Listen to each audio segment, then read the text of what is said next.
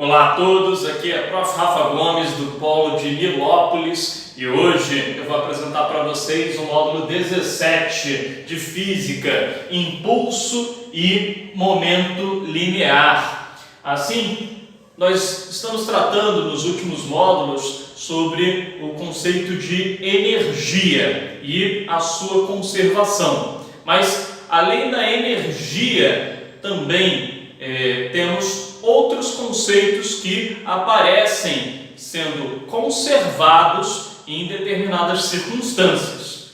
Esses conceitos, eles começam na nossa discussão através do conceito de impulso. O impulso, que é escrito com a letra I maiúscula, é uma grandeza vetorial que altera o movimento de algo, de um corpo, ao se aplicar uma força em um tempo. Então, o que acontece? Nós temos que o impulso, aquilo que os jogadores de vôlei, por exemplo, fazem para pular e efetuar o bloqueio, que é um dos fundamentos do voleibol, aparece na física também. Esse conceito ele serve para a gente alterar o estado de movimento, para alterar o movimento de alguma coisa. Daí, as duas grandezas que influenciam lá na altura do salto do jogador de vôlei são força e tempo, e eles relacionam que quanto mais forte o atleta empurra o chão, ou seja, quanto maior a força, maior o impulso. Então, uma força muito grande vai fazer com que o atleta consiga pular mais alto, vai ter um impulso maior. Mas além disso, o outro fator, que é o tempo, ele aparece quando nós dobramos os joelhos. Por que a gente dobra o joelho para conseguir saltar? Porque, dentre as razões, quando nós fazemos isso, nós aumentamos o tempo que nós estamos empurrando o chão. Então, quanto mais tempo a força for aplicada, maior vai ser o impulso. Então, quanto maior o ΔT, maior o I. Tudo bem?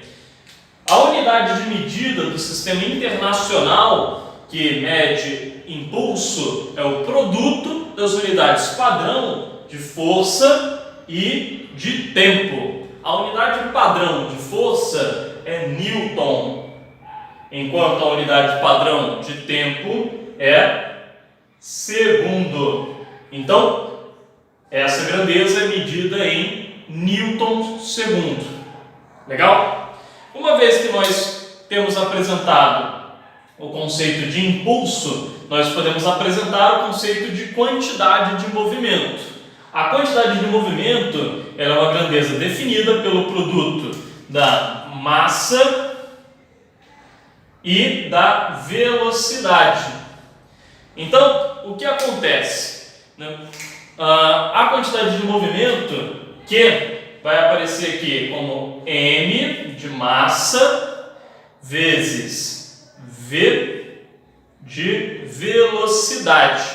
Essa grandeza ela está associada também com a facilidade ou a dificuldade de você conseguir efetuar uma frenagem, por exemplo, frear veículos. Além disso, numa eventual batida, numa eventual colisão, é essa grandeza aqui, a quantidade de movimento, que determina a possibilidade de um impacto, o quanto esse impacto pode ser prejudicial. Dentre aqueles seus fatores, o fator massa, por exemplo, justifica por que caminhões, ao efetuarem uma batida, causam muito mais estrago do que veículos leves, como motos e bicicletas. Mas também temos na velocidade a influência deste impacto.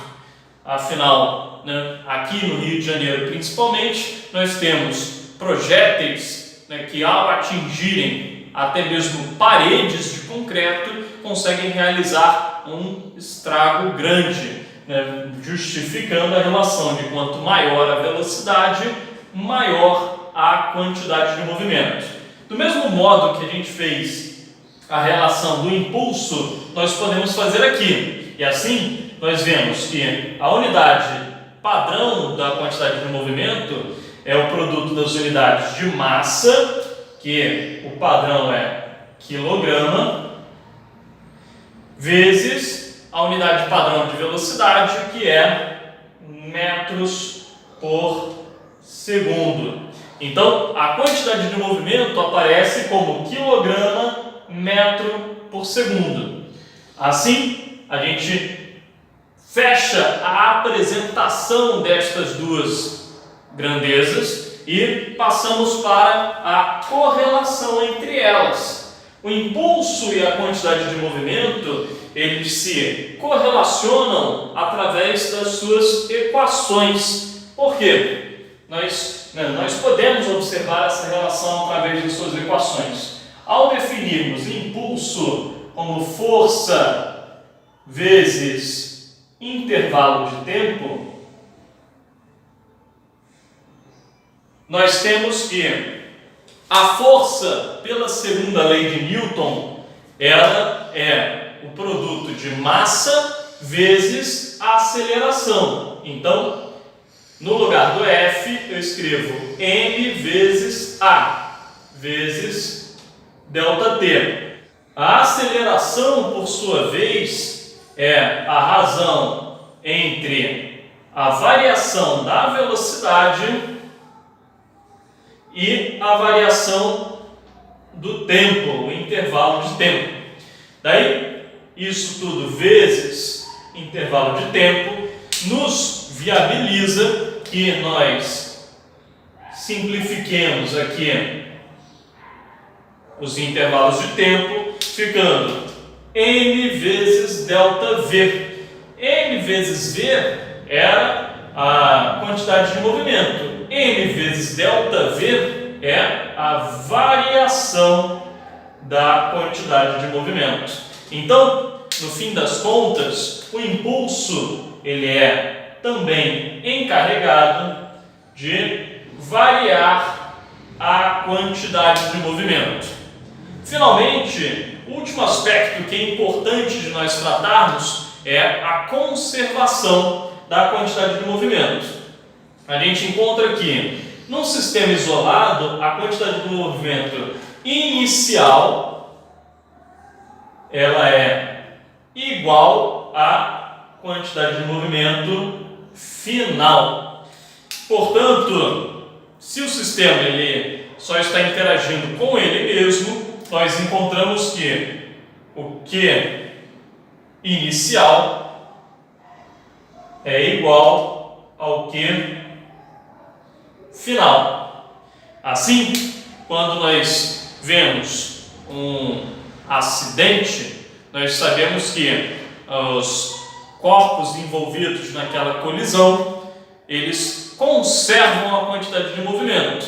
Então, nós vemos que a quantidade de movimento sendo conservada, jogos como o bilhar, eles mostram que as bolas, ao colidirem umas com as outras, elas podem compartilhar ou transferir a quantidade de movimento entre si.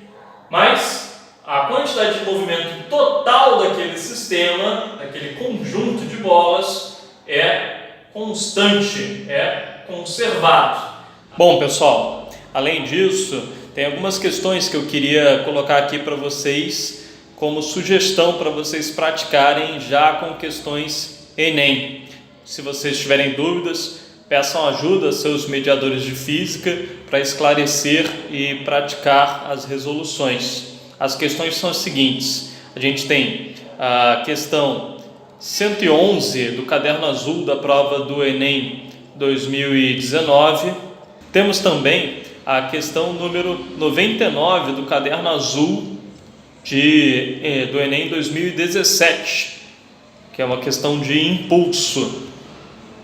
Temos a questão número 69 do caderno amarelo do Enem de 2016.